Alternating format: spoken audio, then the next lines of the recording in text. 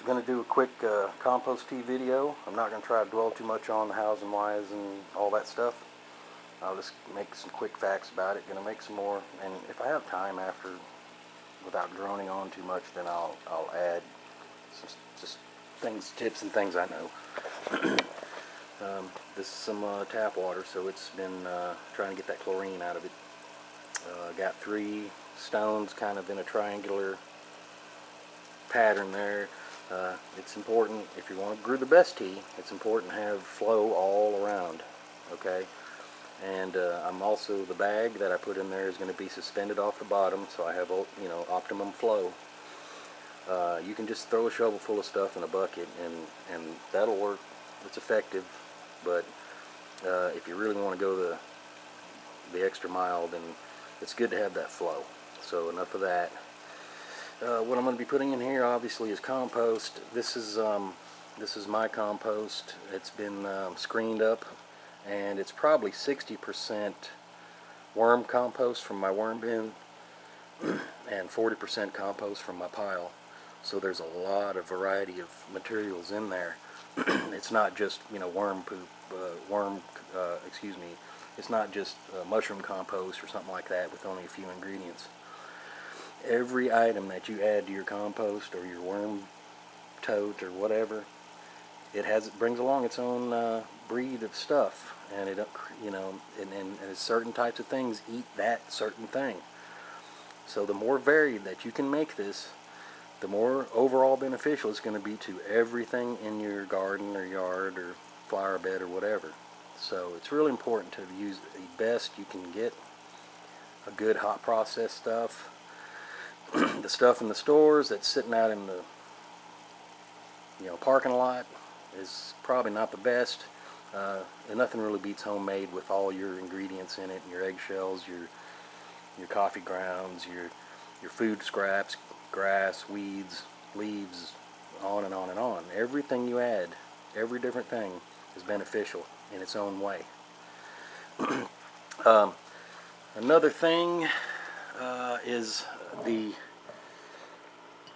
some molasses to feed the bacterial population.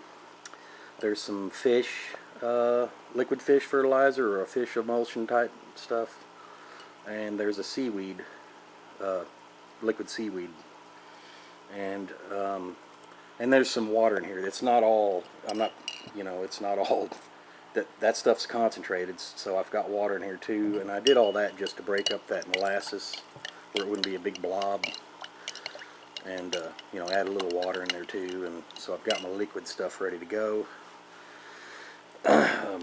This stuff here is kind of important because it's going to help with the fungi. If you just throw compost in there and maybe some molasses or whatever, you're going to brew quite a large beneficial bacteria population, but it's really helpful to brew or to start brewing or start growing a fungi or feeding it. Fungi is extremely important. It's just as important as the bacteria. Fungi fights off your pathogens. It's just extremely important.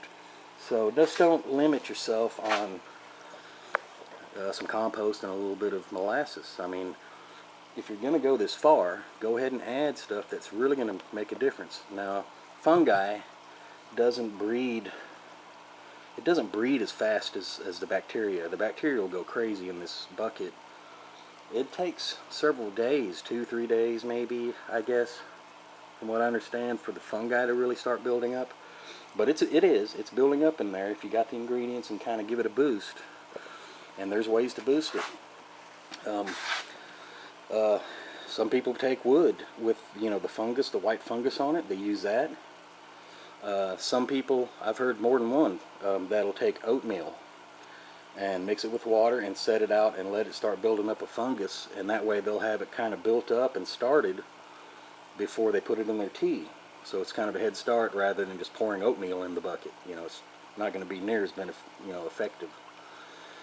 But then this stuff here, it contains of all the kind of stuff you need for that.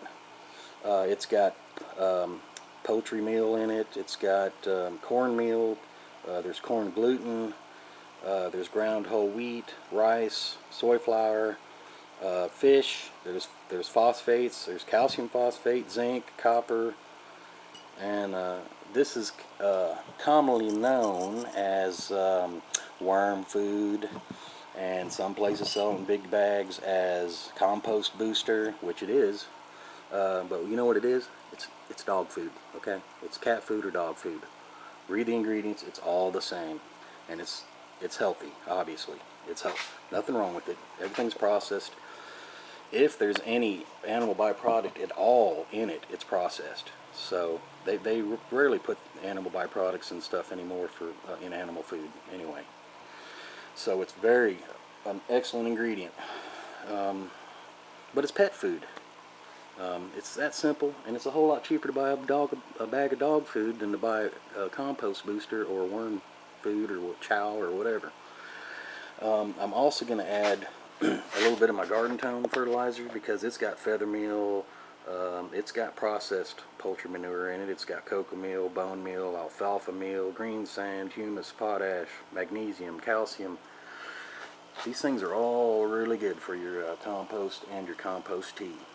Real good.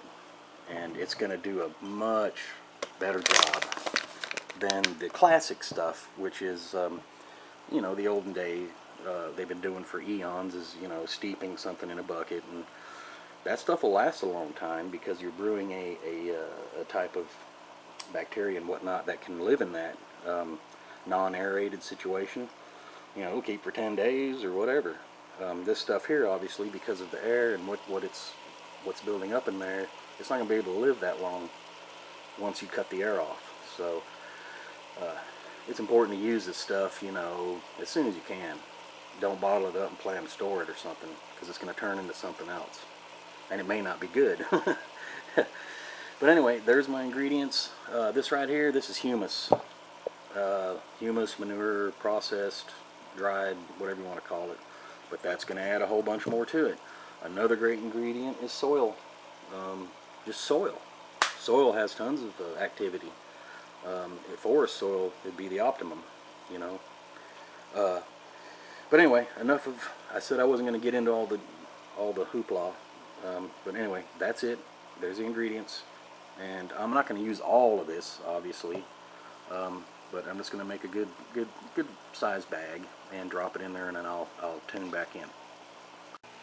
Okay, I got my bag put together. I've got it where it'll hang down in there. Got everything mixed up in there.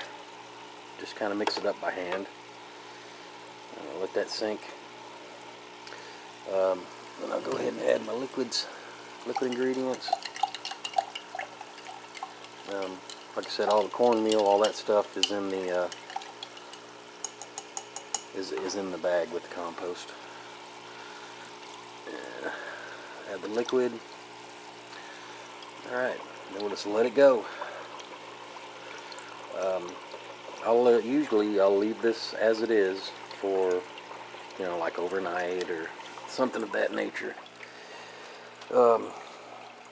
After a certain amount of time, I'll just take the bag out.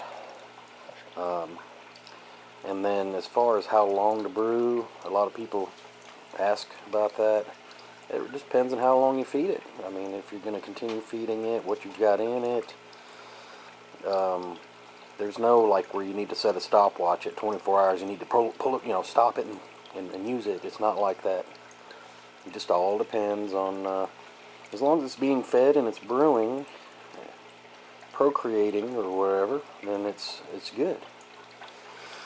I'm sure it gets to a point where it's not really beneficial to go any longer, but that'd be hard to tell unless you actually did look under a microscope and see what the population is and all that. But you know, 24 hours, 2 days, 3 days, it's not going to hurt a thing. So anyway, we'll come back and check on it. Maybe when I take the bag out, we'll just take a look and see how it looks and all. Take a smell of it. Smell is always a good indicator if it's going okay. You'll know if it smells bad. It should have almost just an earthy smell. Unless you put fish and stuff in it, then it's going to smell like fish.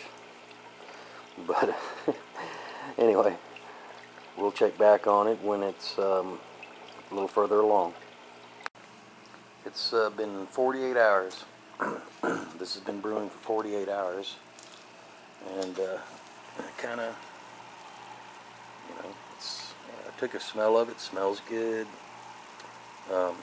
Nothing bad. Not a lot of foam.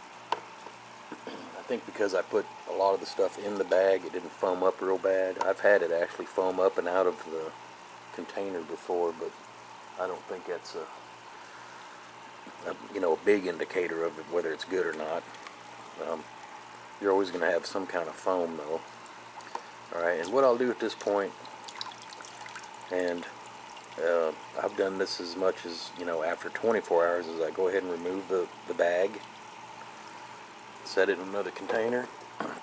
In this container here, after that bag drains out and I remove it, and then you can put that stuff in your compost or whatever,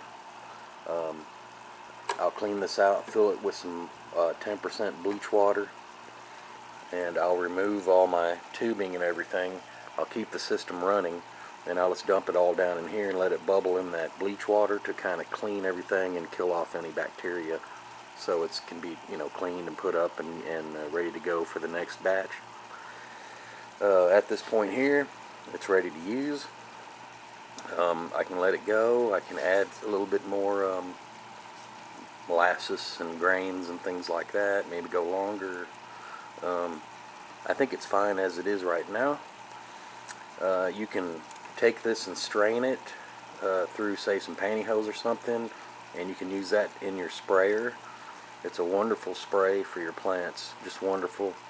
A good time to spray would be in the evening or early in the morning. Just don't do it in the middle of the day in the sun.